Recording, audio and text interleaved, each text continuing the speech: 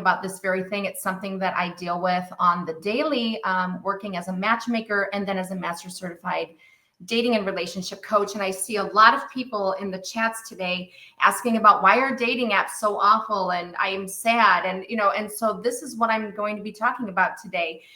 It's a lot of it is fatigue, right? How many of you right now can say, and you can put this in the chat, I am exhausted. This is exhausting. Please help. Are we at this point today, right? Like, this is exhausting. A lot of my people are like that. Yes, this is exhausting. Please help. And yes, I see.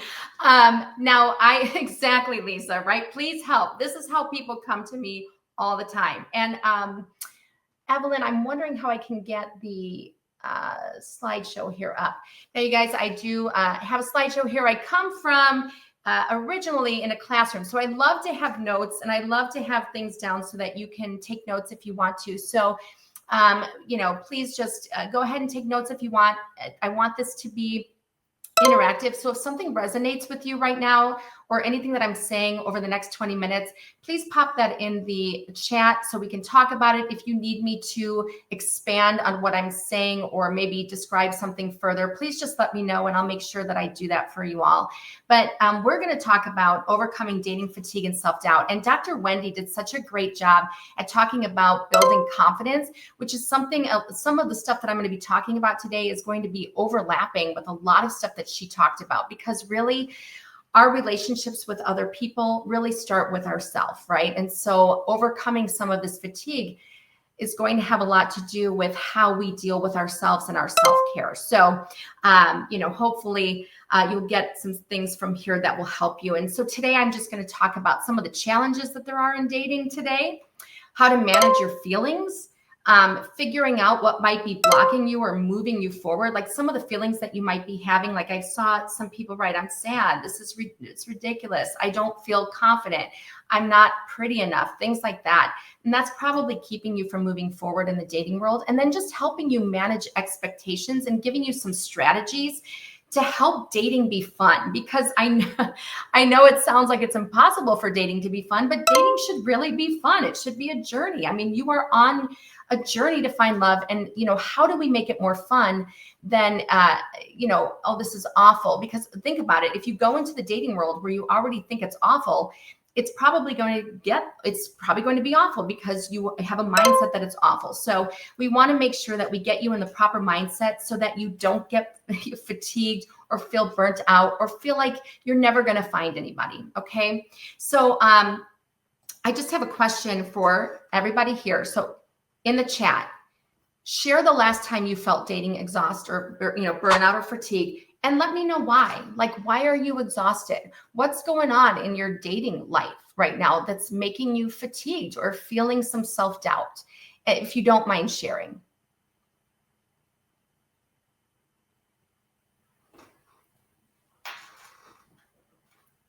I'm just going to wait for y'all to comment, because it can be exhausting. I get it.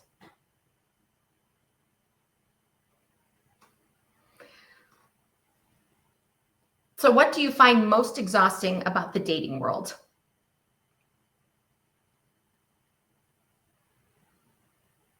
Scammers. Okay. Thank you, Mark. Right.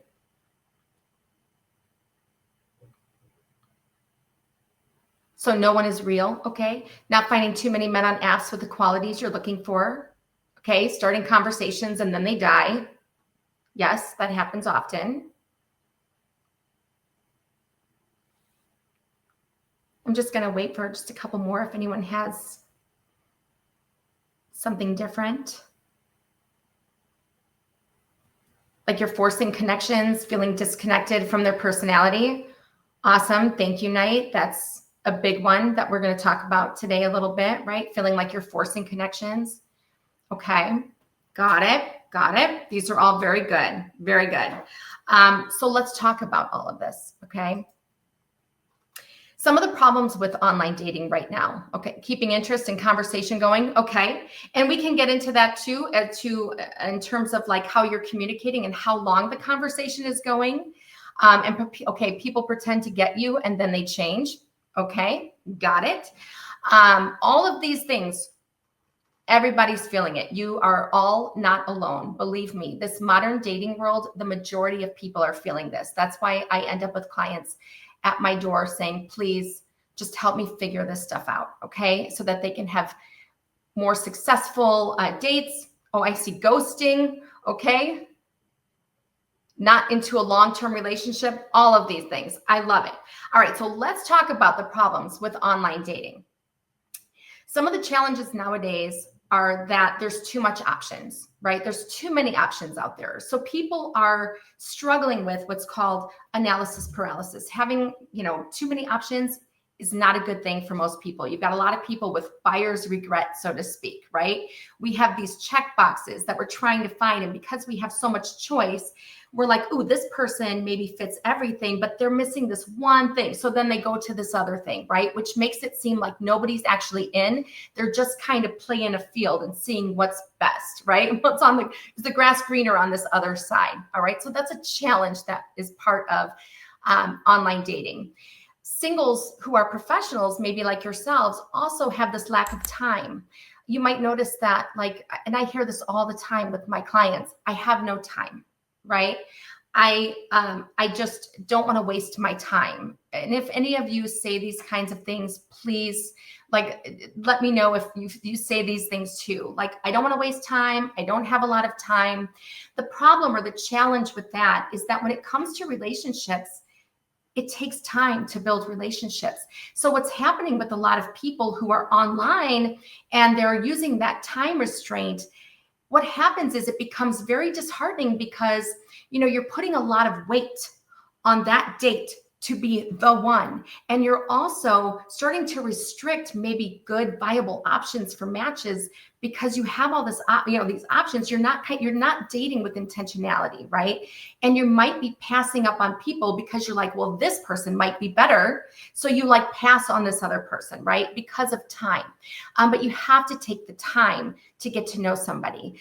A lot of people are holding on to the residue of past relationships. And so you see a lot of people nowadays, especially if you're in my age range of 50 plus, who are holding on to maybe some baggage from past relationships, etc., that they're bringing into the relationship game. And they're coming into the game already with the negative mindset for dating, right? And so it's really about reframing your mindset for that. And then a lot of people are in this dating game thanks to social media and things that we see on TV and stuff like that, of unrealistic expectations. I don't know if any of you follow Brene Brown, but she's my spirit animal, and she states that expectations are, resentments waiting to happen. Many people enter this with real, they have expectations. I hear this all the time. I was just hoping I was going to be in a relationship by the summer. I was just hoping I was going to be in a relationship with someone who had a graduate degree. I just really hoped I could be in a relationship with someone who looks like Brad Pitt. And so they have unrealistic expectations, and then they're disappointed by what's happening in the dating world. All right. Because they're letting their expectations versus reality, their expectations are outweighing what's actually happening in reality. Now, all of these challenges lead to burnout and frustration. And you guys tell me if you feel this kind of thing in your dating experience. Are you feeling self-doubt? Are you feeling like nobody wants you? Maybe you feel disheartened and you're like, you know what? I think I'm just going to always be single. I mean, maybe you've said these things. Dr. Wendy talked about these things, right? I don't know if I'm ever going to meet the right person. I don't think there's any good men out there. I don't think there's any good females out there. I think I'm just going to be single forever, right? These are all, feelings of a lack of hope and things like that. And then most people who show up at my office are just ready to give up, okay?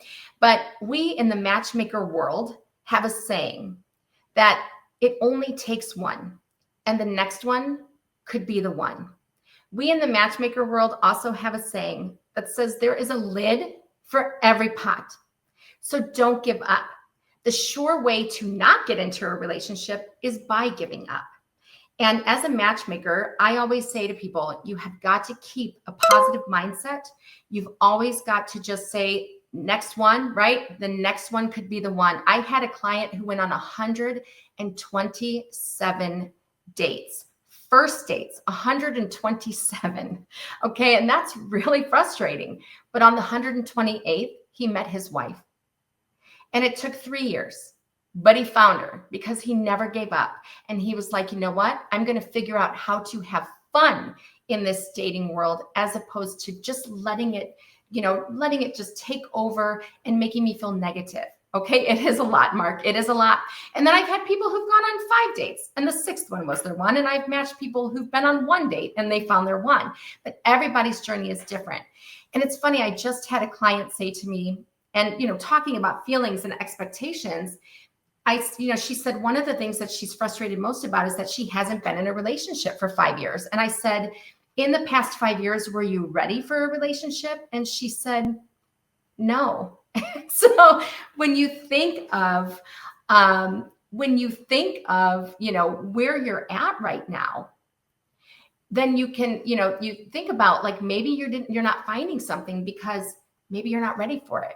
Maybe you're not in the right place emotionally, physically, spiritually. So how do we get there? How do we get there? And I see you, Mark, saying, I can't get any. How do I get dates?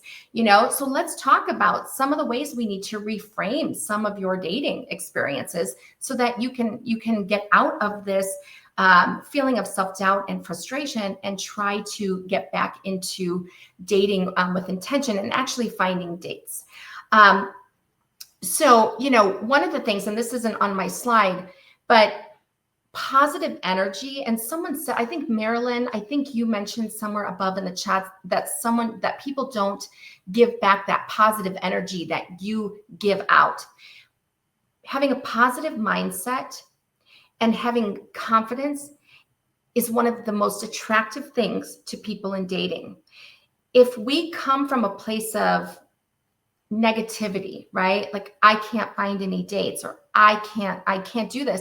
You're already placing yourself in that energy, which is probably then in turn bringing it on.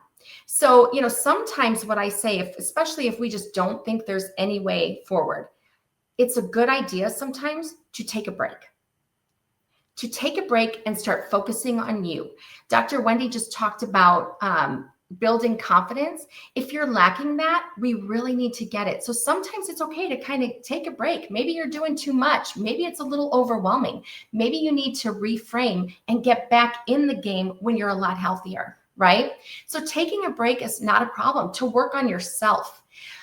Self-love is so important in dating. When I have people who come into my office who are looking for help, the first thing I say is, who are you being in a relationship? Who do you want to be?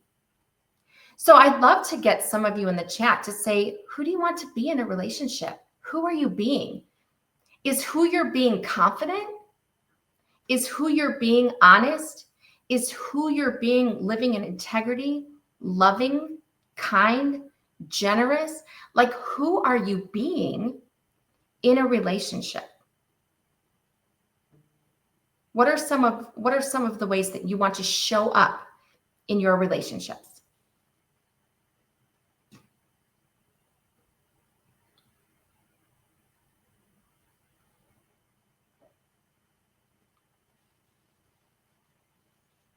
So some of you might say confident,